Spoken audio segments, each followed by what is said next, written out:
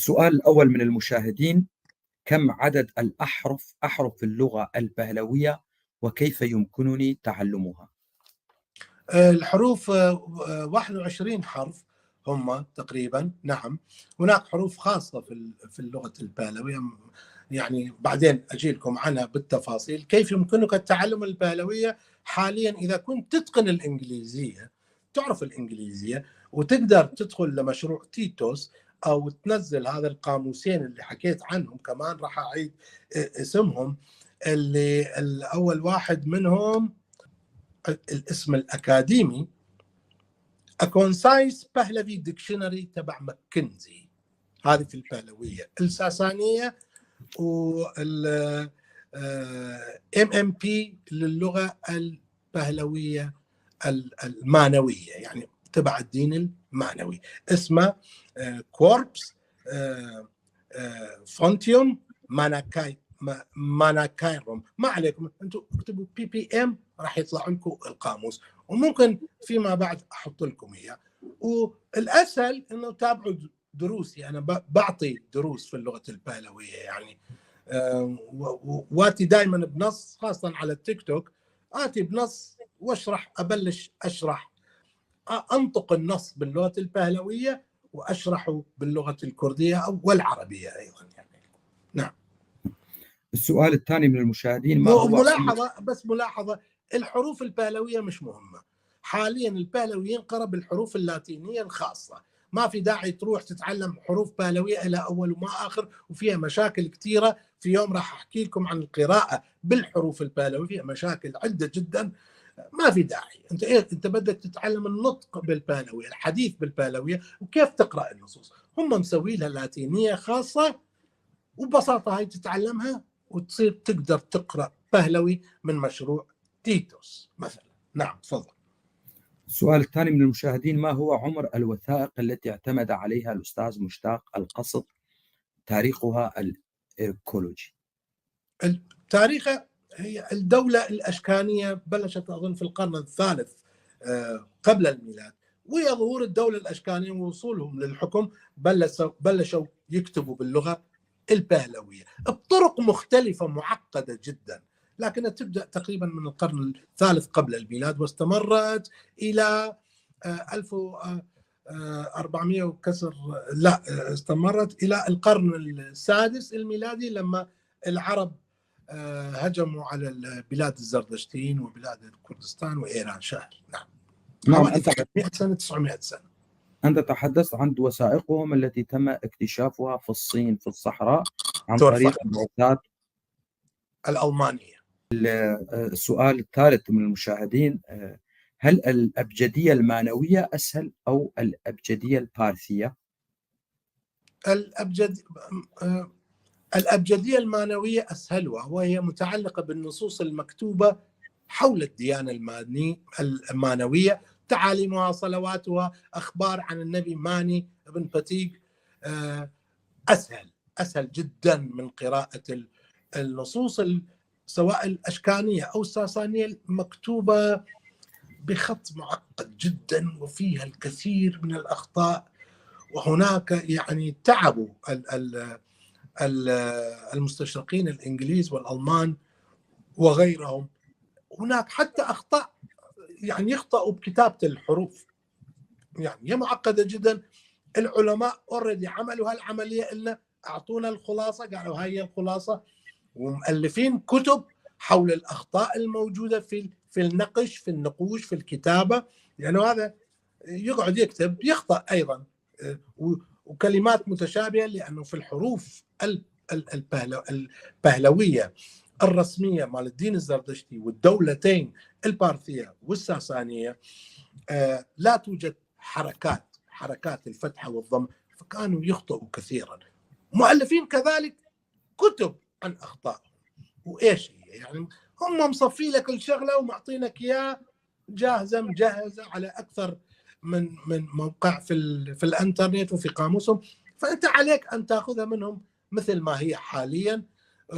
يكتبونها دائما بالخط اللاتيني ABCDEFGH، في حروف خاصة لاتينية، مثلا الأ لوحدها تنطق لما يحطوا عليها علامة ناقص بتصير أو تنطق أو، لما بيحطوا عليها علامة ناقص بتصير أو طويلة، وهكذا. سهلة القراءة جدا، في يوم واحد أعلمك إياها تتعلمها بسهولة، لأنهم يستخدمون الحرف اللاتيني الأكثر تعبيرا، الأقوى عن الأصوات أصوات العلة، خاصة أصوات العلة. ولهم يعني مثل صوت الإج يكتبون زي ويحطوا عليه هيك مثل علامة السبعة، الإش يكتبون إس ويحطوا على علامة السبعة. فهي سهلة جدا، سهلة جدا، تقدر بيوم واحد أن تضبطها. ما عليكم إخواني من الحروف البهلوية. أنا ما بعرف ليش حاطين نقركم من نقر الأبجدية. الأبجدية مو كتير مهمة، في علماء راحوا قروا الأبجدية فككوها وكتبوها بأبجدية أسهل، وهي الأبجدية اللاتينية.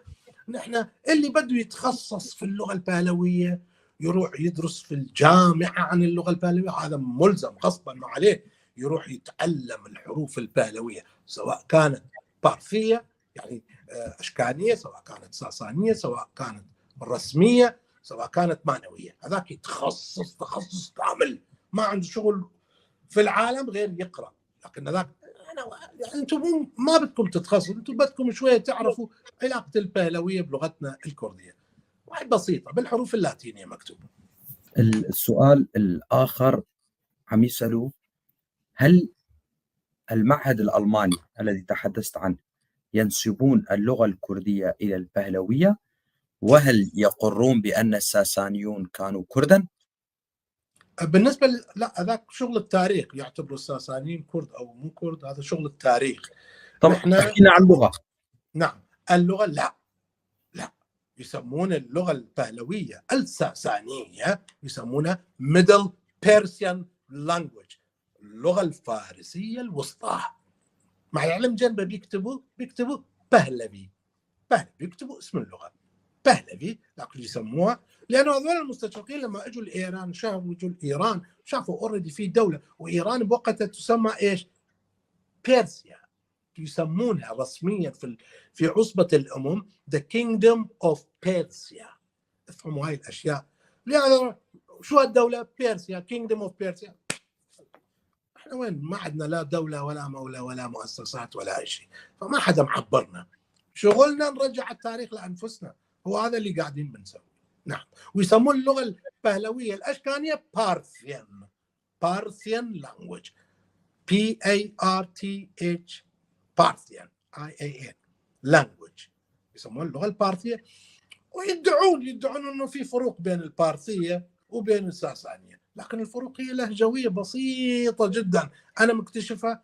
وانا اتمنى يطلع لي لغوي في يوم من الايام حقيقي الماني يتحدث الانجليزيه او انجليزي يجي يناقشني هيك في هيك حوار، كيف موجود علي كولو هون وانا موجود، واتحدث معاه بالتفصيل عن انه على اساس انت قاعد بتعتبر انه البارثيه بتختلف عن الساسانيه. احب اتناقش معهم، لكن لحد الان ما في حدا يعرف بهلوي من شعبنا. اللي بيعرفون بهلوي شويه هم اخوتنا الفرس، اولاد عمنا او بالاحرى الفرس، اللي بيجون يناقشوني، ودائما انا اطلع بوجه ابيض، يعني دائما بني النقاش وهم راضين وانا راضي انه نعم هذا خطا فظيع انه بيسموها الفارسيه الوسطى، المفروض هي ايضا كرديه. مثل ما رضا شاه اكتشف انه كلمه بيرسيا هاي كلمه خطا، كينجدوم بيرسيا راح عليهم بالعصبه الامم قدم عريضه. رضا شاه بهلوي ملك ايران، اوكي، ايران كانت تسمى مملكه فارس The Kingdom of Persia، راح قدم عريضه غصبهم يغيروها الى الكلمه البهلويه القديمه ايران بس يكتبوها هم يلفظوها ايران، بس نحن الكرد نلفظها صحيح ايران، هيك مكتوبه باللغه البهلويه، واللي تعني الاريين، بلاد الاريين. نعم تفضل.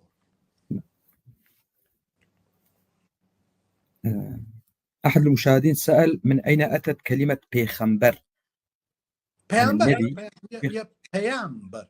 بيام هو مثل الرسالة أو البلاغ أو التبليغ. بيام بر يعني ياخذ، يعني يشيل عليه، أو تشتغم برد. لا زلنا نقول بر لفعل الحمل، لفعل الأخذ. بيامبر يعني يشيل البلاغ والرسالة من السماء ويجيبها يوصلها للأرض. نعم بيامبر. طيب معنا اسم ساساني وكاشي. كاشي حضارة قديمة يسموها كيشيين، أحيانا يسموها كاشيين، أحيانا يسموها كاسيين بالسين. أما كلمة سان موجودة كاسم علم في اللغة البهلوية اللي بتحكي عن، وخاصة في كتاب هو موجود أصلا في كتاب واحد اسمه كارنامغي أردشيري بابكان، سيرة أعمال أردشير بابكان، ويذكر اسم ساسان.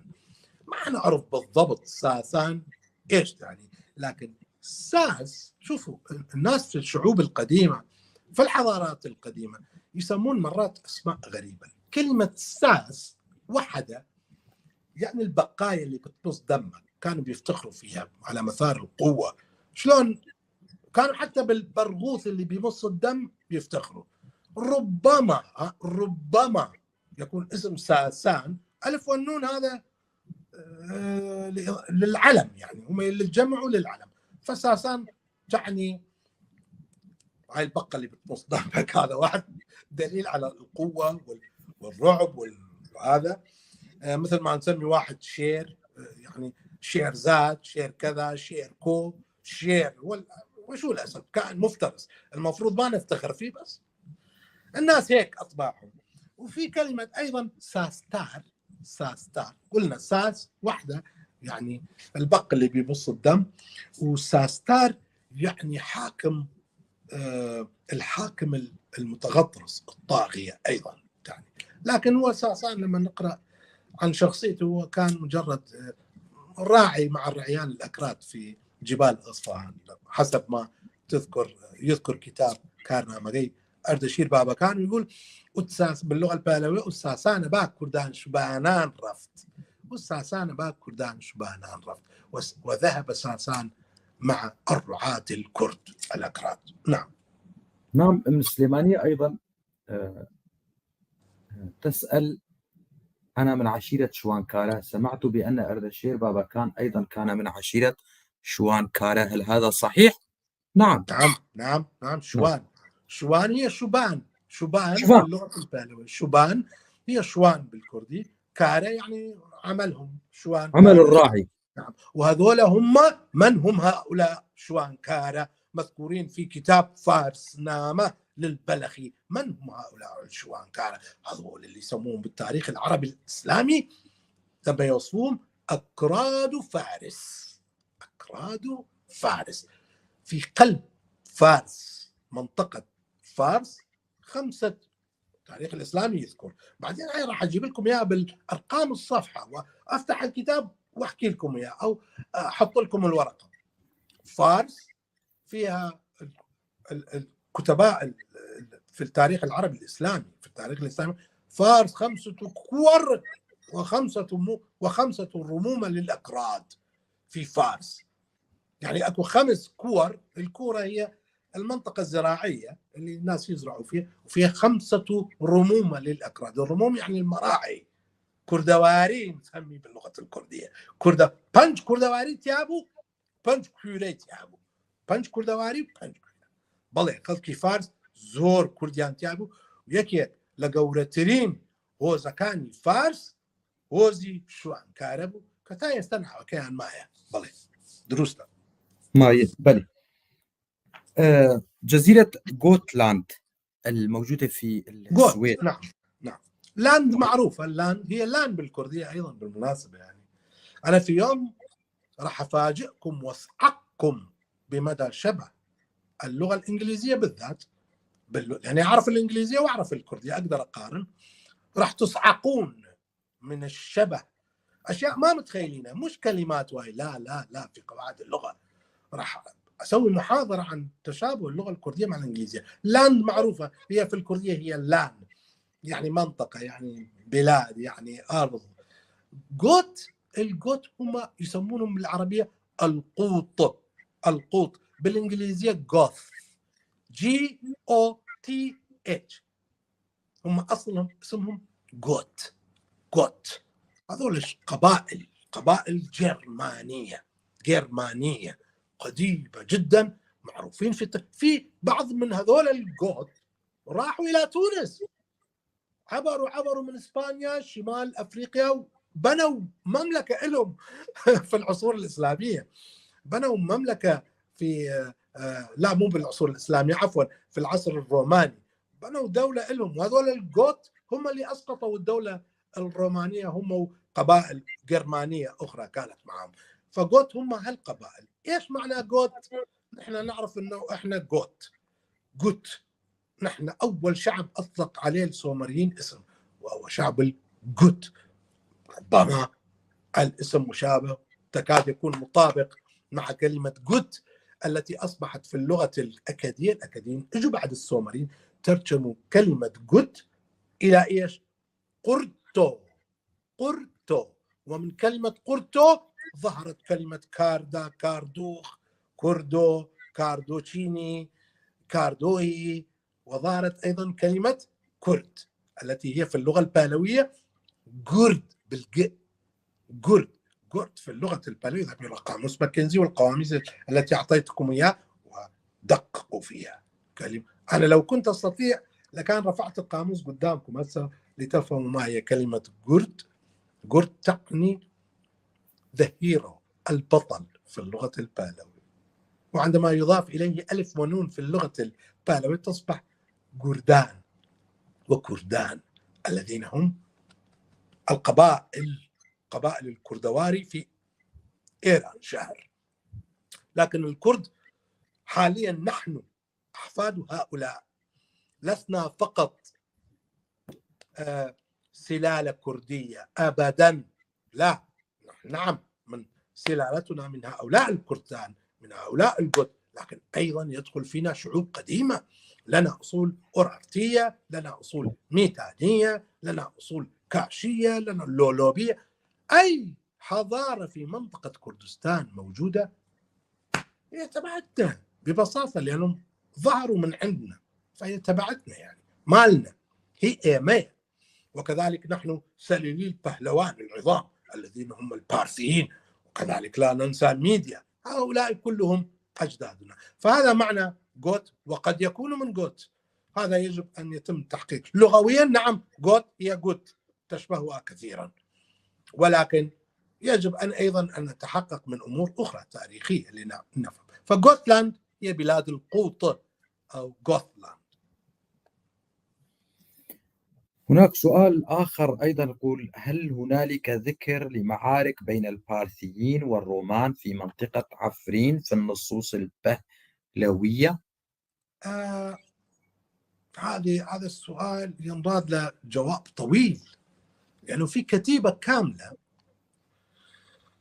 يسمونها بكتيبة الشابور الأول، ثاني إمبراطور ساساني اللي قاتل الرومان قتال عظيم، فقتل ملكا رومانيا وأسر ملكا رومانيا، وكل معاركه كانت تدول في منطقة روجافا وحلب وهاي المناطق والمناطق السورية ومناطق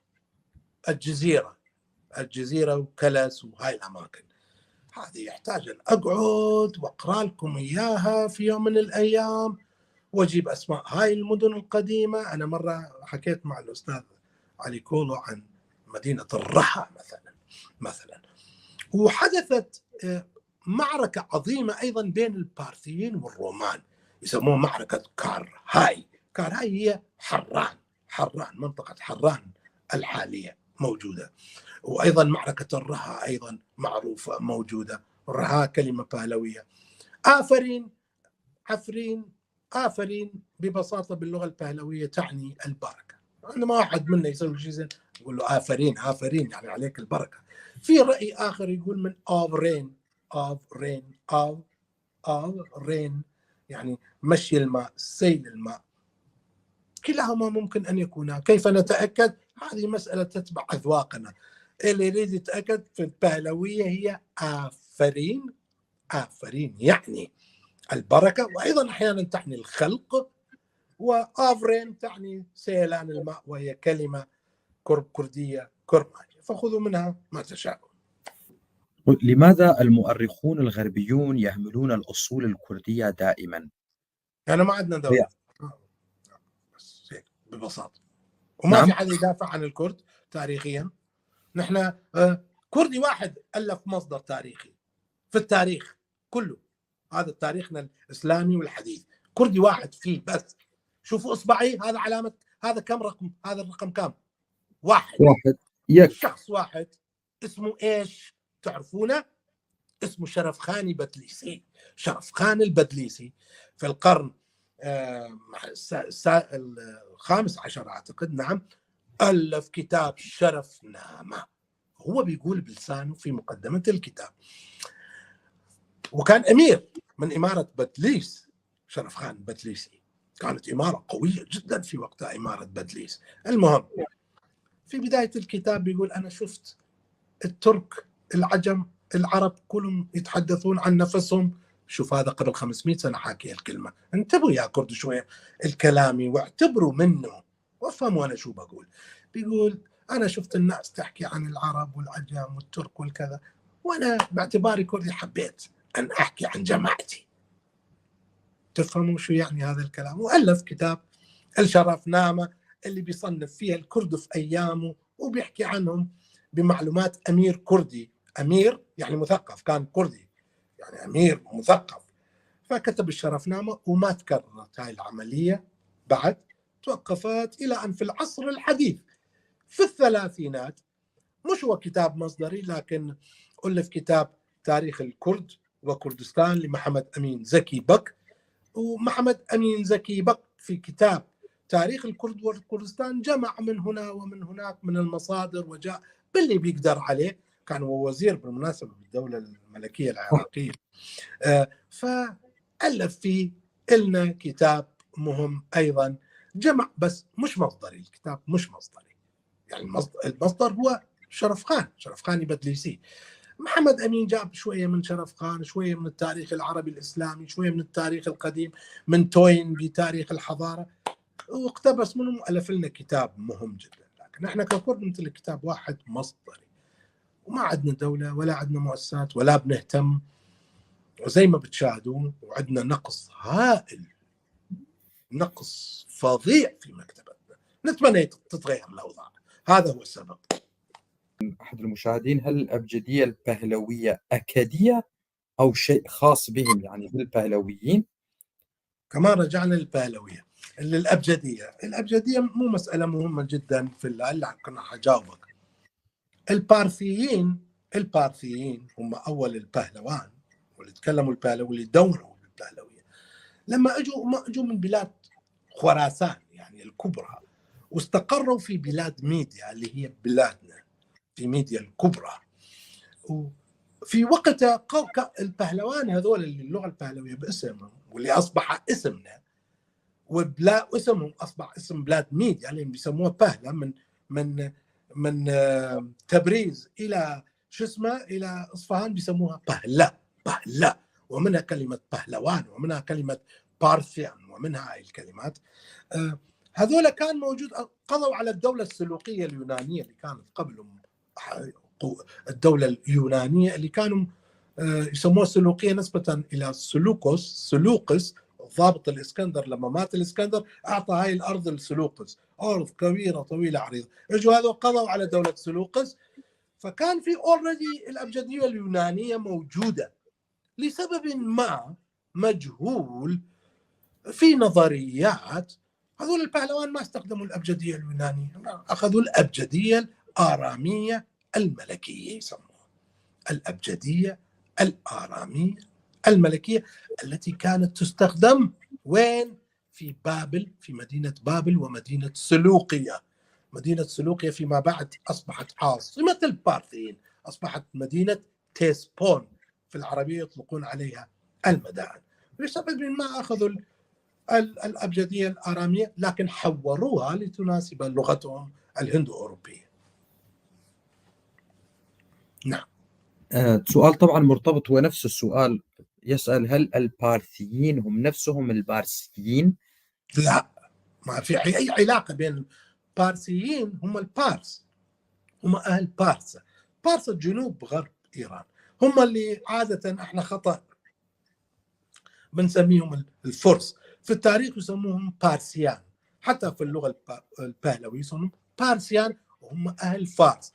أهل فارس حاليا عاصمة منطقة فارس هي شيراز، تشمل على شيراز وكرمان، منطقة شيراز وكرمان جنوب غرب إيران حاليا. هذول هم البارسيان. البارثيان المصطلح، كلمة بارثيان مصطلح إغريقي لاتيني.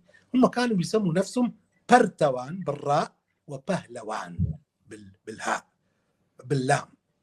دائما حرف الار اللي يبدل مكانه سويتش يسوي باللغات الهندو أوروبية.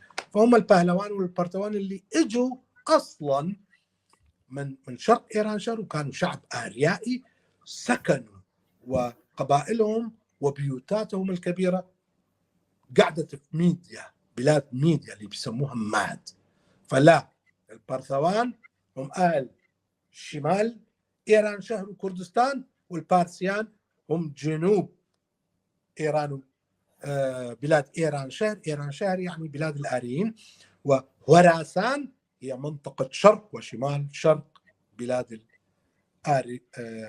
الآريين إيران شهر، وكوشان هو اسم مناطق أفغانستان مع أفغانستان حاليا. هاي في اللغة البهلوية. اللغة البهلوية وتاريخها، والبهلوان يبدأ من 300 قبل الميلاد تقريبا، أو 200 وكسر فما فوق.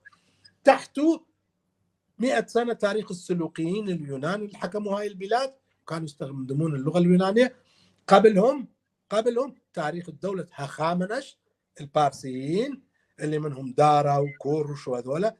قبلهم الدولة الميدية. قبلهم نرجع كانوا الكاسيين، وكانوا الجوتيين، وكانوا الميتانيين، وكانوا كل هاي الشعوب الطبقات القديمة. نعم. طيب شكرا ماموستا زور سباس بوتا وبو تماشاوانا.